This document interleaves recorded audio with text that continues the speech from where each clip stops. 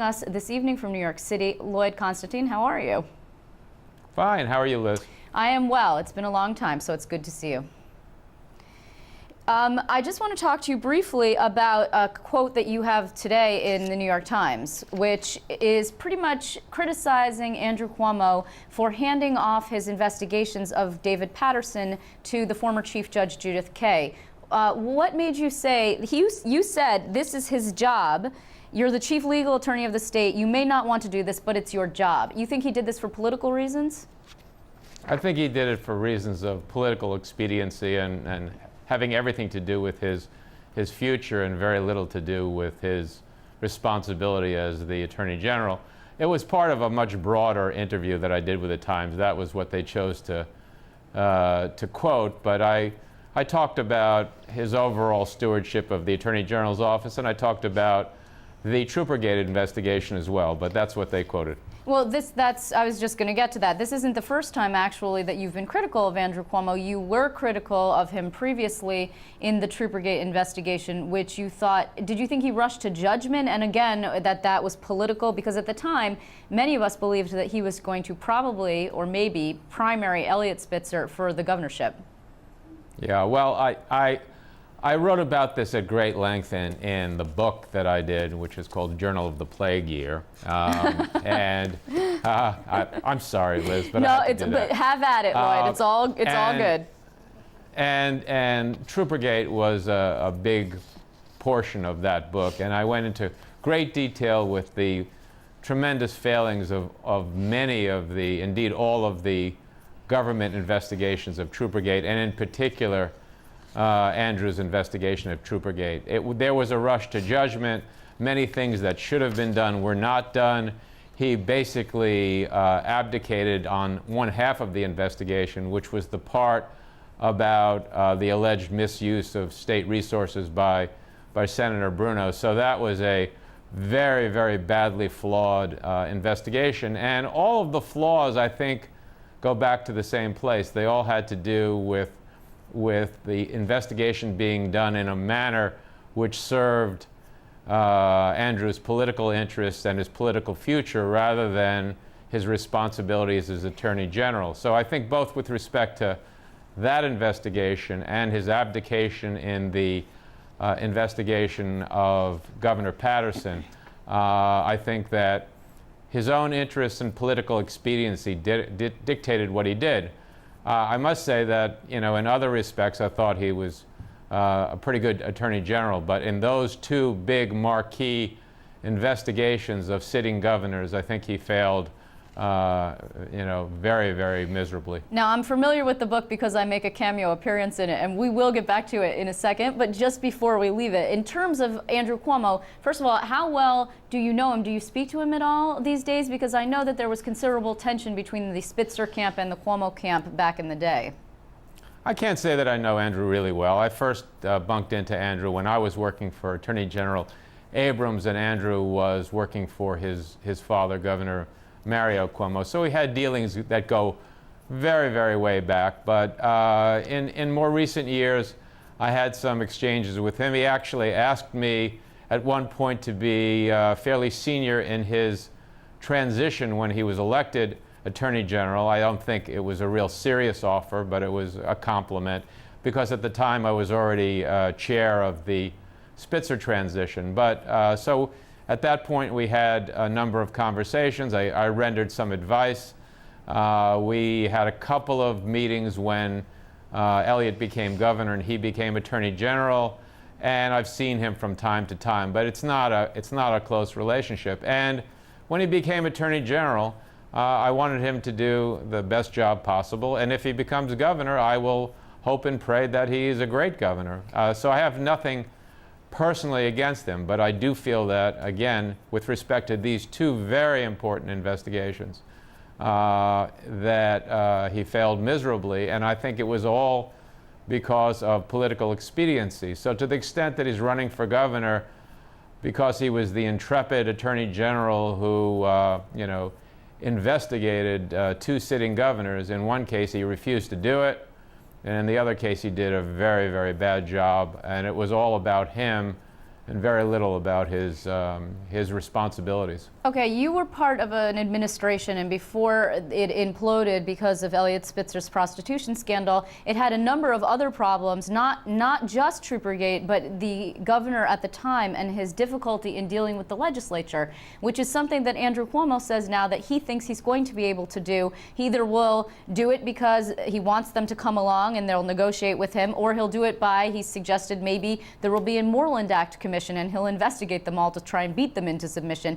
The steamroller approach did not work so well for Elliot Spitzer. Do you think Andrew Cuomo is going to have a better time of it? If he's elected, I should say.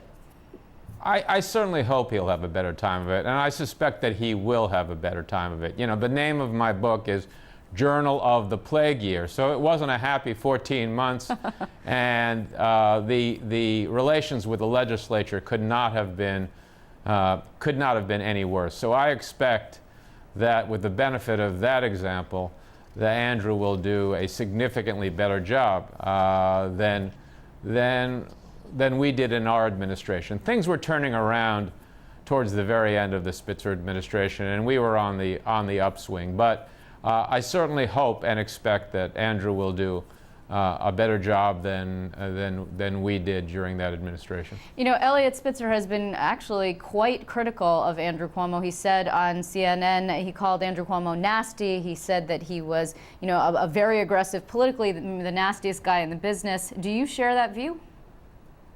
I don't know whether Andrew is the nastiest guy in the business. Andrew has a reputation for having been nasty, but I'm not privy to any of that. I mean, I try not to comment on things that I don't know to personal knowledge. I was, you know, intimately involved with the Troopergate investigation. I was one of the 5 senior attorneys who defended the second floor in the executive chamber and the governor. So I know exactly what was badly done and what was not done in that investigation. But I have no personal knowledge of Andrew's nastiness, and I can tell you that in our personal dealings, he's always been, you know, friendly and cordial. And I think overall, he's done a good job as Attorney General. It was just in those 2 specific cases, the 2 investigations of Patterson and of Spitzer, where there was a significant failure. Let's talk about the book. I'm just curious, you did send in January, you told Cindy Adams that you had sent a copy to Elliot Spitzer. This was not a book that he cooperated with, nor was he very happy about. He actually called it self-serving, largely inaccurate, and a fundamental breach of trust. Have the 2 of you spoken since then? We have spoken once. Was it positive? You know, look, anytime I get to talk to Elliot or he gets to talk to me, I think it's positive, especially given all that has occurred. We ran into each other. We had a vague agreement to meet at some time in the future. That has not happened yet. I expect that it will happen, and I hope that it will happen. So fences have not been mended, but I hope in due course they will. You know, everything in the book is entirely accurate and painfully accurate. There are times when, you know, accuracy is self-serving. Just because something serves you or just because you're angry doesn't mean that you're not able to accurately set forth facts and accurately interpret them. The book is really the best book on this subject. Did you write it out of anger? Because obviously there are a lot of people in New York who are angry with him. He came in and he was supposed to change everything on day 1, and he instead left everybody out in the cold. No, I wrote it because I thought, first of all, I was trying to, you know, to get some truth out of the facts. I knew what the facts were, but I didn't really understand the meaning of those facts until you put them down in writing and you connect the dots, etc. But once I started to do that, I really believed that the people of the state of New York also deserved that explanation. They hadn't really gotten much of an explanation. They got Elliot getting out there for a little bit over 3 minutes saying, you know, I wanted to be a great governor, I screwed up, and I'm resigning, and I'm leaving you with David Patterson. And I thought that the people of the state needed a lot more than that of an explanation. And I think this book gives them a real understanding of what was behind Troopergate, the license initiative, the fight over the controller, the failure to raise the pay of the state's judges, which is an ongoing nightmare in the state, and all of the things that happened during those 14 and a half tumultuous months. I think the people deserve to know what was really going on, and that's why I wrote the book. But do you think they really do know? I mean, they see Eliot Spitzer now all the time on national TV. There's also this movie, Client 9. And does anybody have any more feeling than they did before, other than obviously your view, that of what went on in this guy's head and made him do what he did?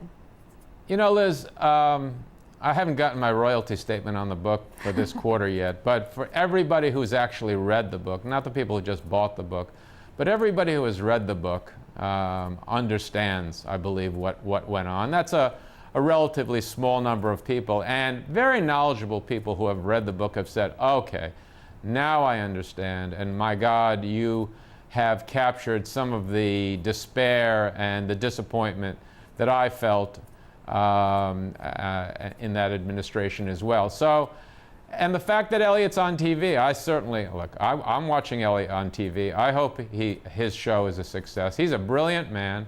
He has a lot to say about a lot of issues, and I think it's a perfect platform for him right now. So I don't see any problem whatsoever with him being on TV, any more than it was a problem for me, who had been a litigator, to write a couple of books, which I did. So I think those two things are not inconsistent. And now we have the movie, which you have seen. And first of all, do people ask you most, even if they have or have not, if they haven't read the book, did you know? Is that the question that you get?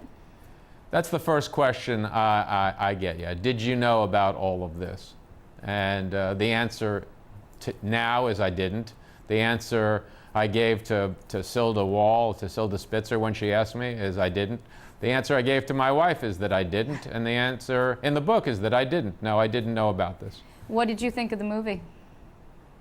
I thought it was a good movie. You know, look, I know so much about this, and I was a part of it. I'm in the movie. I'm in it in 5 distinct places. So I was interviewed for the movie, as was Eliot.